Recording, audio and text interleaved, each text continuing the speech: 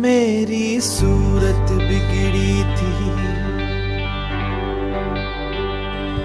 मेरा दिल था खाली, तूने सींचा लहू से ताकि आए हरियाली। मेरी सूरत बिगड़ी थी, मेरा दिल था खाली, तूने सींचा लहू से ताकि आए हरियाली। क्यों ना बोलूं फिर मैं तेरी जय जयकार, क्यों ना बोलूं फिर मैं तेरी जय जयकार, जय जयकार, जय जयकार। तूने मेरे लिए क्या कुछ न किया, जय जयकार, जय जयकार।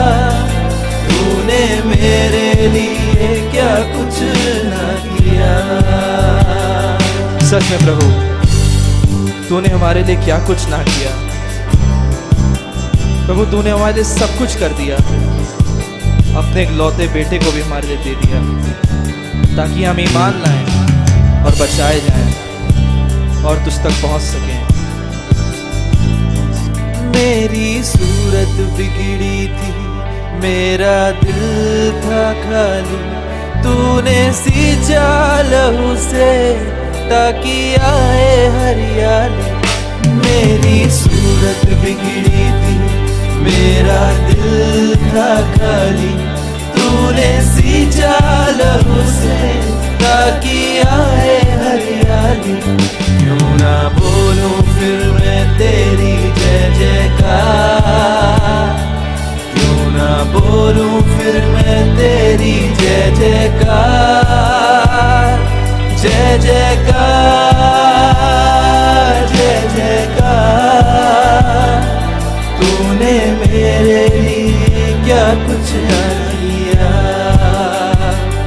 जय जयकार, जय जयकार। तूने मेरे लिए क्या कुछ न किया, तूने मेरे लिए क्या कुछ न किया।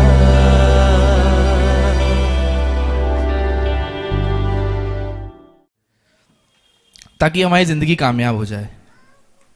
तो सिर्फ एक वर्ष मैं आपके साथ पढ़ना ज़रूर चाहूँगा, अगर मेरे साथ कोई निकाल ले। पहला राजा उसका दूसरा अध्याय और उसकी तीसरी आयत मैं पढ़ दे रहा हूँ। मेरे पास उर्दू के ट्रांसलेशन में कुछ इस तरीके लिखा है। जो कुछ रब आपका खुदा आपसे चाहता है वो करें और उसकी राहों पर चलते रहें। खुदा की शरीयत में दर्ज हर हुक्म और हिदायत को पूरे तौर पर अमल करें। फिर जो कुछ भी आप करेंगे, जहाँ कहीं भी आप जाएंगे, आपको कामयाबी नसीब होगी। कितना बड़ा वादा ये किया है ना खुदा ने हमसे। हम जो कुछ भी करेंगे, जहाँ कहीं भी जाएंगे, हमें क्या होगा? कामयाबी नसीब होगी। हमारे और आपके जहनों में क्या मयारात बैठे हैं?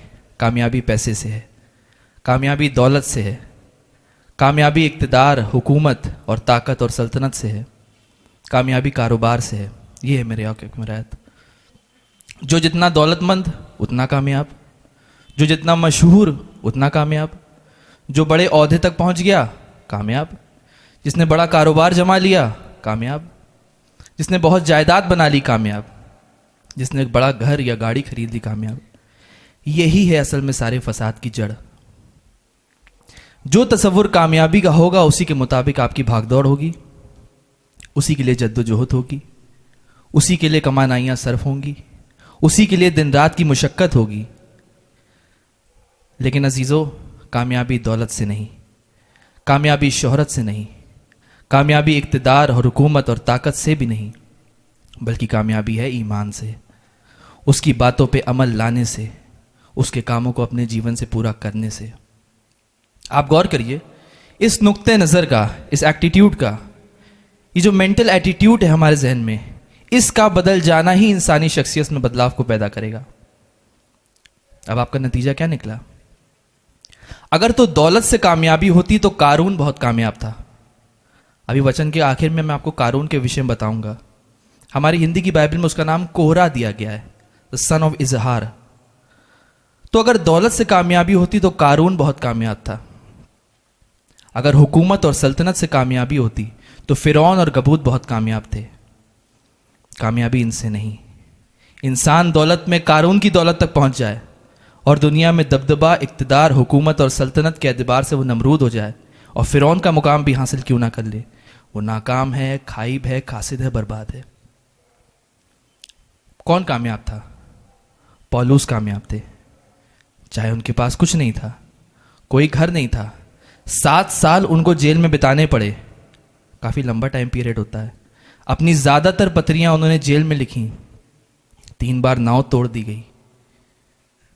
देखिए, खुदा के कुछ बंदे ऐसे होते हैं जो अगर किसी महफिल में जाना चाहे तो उन्हें इजाज़त ना मिले, जो कहीं रिश्ता करना चाहे तो उनका कोई रिश्ता कबूल ना करे, कहीं कोई सिफारिश करना चाहे तो उनकी कोई बात ही ना सुने।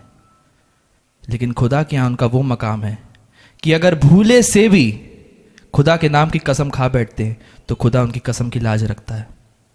ये है फ़र्क, ये जान लीजिए अच्छी तरह।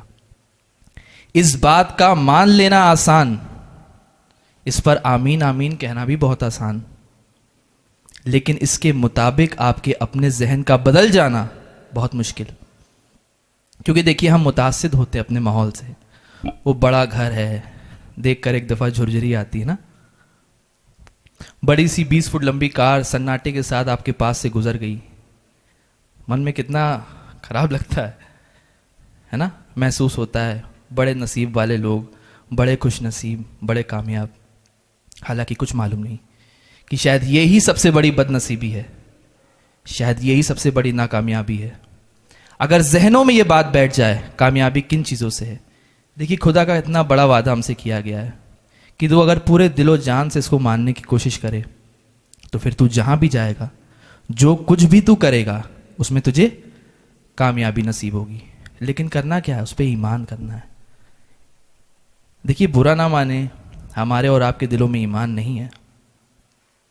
कितने लोगों को लगता है कि उनके दिलों में ईमान है? अपने हाथ को उठा सकते हैं? किसी को नहीं लगता ईमान है। हमारे दिलों में अकीदा है, एक सेट रूल और एक सेट पैटर्न है। चर्च जाते हैं, घर में कोई जा रहा है इसलिए मान रहे हैं। गुड फ्राइडे, ईस्टर, क्रिसमस मनाना है इसलिए कर रहे हैं। असल यकीनी ईमान कहाँ है? आज अपने गिरबान में झांक के देखिए, टटोलिए अपने दिलों को। खुदा आपको तौफीक दे। क्या मुझे ये वाकई यकीन है कि मरने के बाद मुझे जी उठना है? क्या मुझे ये वाकई यकीन है कि असली जिंदगी जो है खुदा की बादशाहत की ही जिंदगी है? क्या मुझे वाकई यकीन है कि बाइबल खुदा का कलाम है यकीन? कितने लोगों के दिल में यकीन है? गिने चुने। अगर इतना ही यकीन होता तो क्या हम दिन में 1 घंटा उसका कलाम करने के लिए नहीं निकाल सकते? कयामत के दिन खुदा हमसे पूछेगा कि तुम्हारा दावा है, तुम्हारा ईमान था मेरे इस कलाम पे, तुमने पढ़ा उसको, उस पे अमल किया, उसकी बातें मानी? पढ़ाई लिखाई तो हम ऐसी कर रहे हैं कि ये अंग्रेज़ों को भी पढ़ा दें। अंग्रेज़ी तो ऐसी जानते हैं, कौन कौन सी डॉक्ट्रिन कर रहे हैं, कौन कौन सी PhDs कर रहे हैं। खुदा आपसे पूछेगा कि था तुम्हारा ईमान इस किताब पर? था तुम्हारा ईमान इस वर्ड पे? तुमने पढ़ा उसको, उसके लिए ईमान करके उसको पढ़ने की कोशिश करी? अगर नहीं पढ़ा तो तुम्हारा कोई ईमान नहीं। देखिए, अगर हम प्रभु यीशु मसीह का एग्जाम्पल देखें तो बड़ा ही सिंपल सी उनकी लाइफ थी। एक गांव से दूसरे गांव, तीसरे गांव से चौथे गांव जाते रहते थे। किसी एक जगह रुकते नहीं थे। एक दरख्त पे बैठे, फिर दूसरे दरख्त पे बैठे, फिर थोड़ी देर सुस्ताए। हमारी और आपकी जिंदगी भी कुछ इस तरीके सी है। 60-70 साल की जिंदगी कोई जिंदगी है?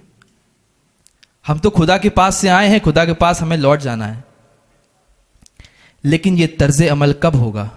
जबकि ये आयत हमारे जहनों पे बैठ जाए कि कामयाबी दौलत से नहीं, कामयाबी शोहरत से नहीं, कामयाबी इक़्तिदार और ताकत और हुकूमत से भी नहीं, बल्कि कामयाबी है ईमान से। कामयाबी है उसकी बातों पे अमल लाने से। कामयाबी है उसके कामों को पूरा करने से। मैं काफ़ी कुछ प्रिपेयर करके लाया था, लेकिन बस एक आपके साथ एक वाकया ज़रा शेयर करना चाहूँगा। गिनती की पुस्तक उसका 16वां अध्याय उसकी 3री आयत में मूसा ने, मैंने आपको वचन के स्टार्टिंग में बताया था कारून के विषय में, बताया था ना, कारून जिसको हम कोहरा बोलते हैं अपनी बाइबल में। अगर आप कारून की दौलत का अंदाज़ा लगाने की कोशिश करें आज के ज़माने में, तो कारून की दौलत आज की किसी भी वर्ल्ड इकोनॉमी से ज़्यादा थी।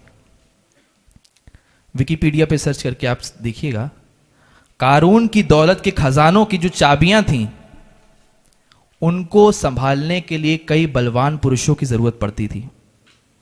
आप समझ सकते हैं उस दौलत का इंतहा, उसमें कितनी दौलत होगी, किसी भी वर्ल्ड इकोनॉमी से ज़्यादा। मूसा ने कारून को कई बार आगाह किया कि कारून अपनी दौलत पे ईमान मत रख, अपनी दौलत पे ईमान मत रख। एक बखूर दान का छोटा सा विषय है इसमें, लेकिन कारून ने क्या कहा, मैं तो अपनी दौलत पे ईमान रखूंगा और मेरे साथ साथ 249 लोग को और कराऊंगा, तुझे जो करना है तू कर ले। एक प्रोसेशन निकाला गया मिस्र में।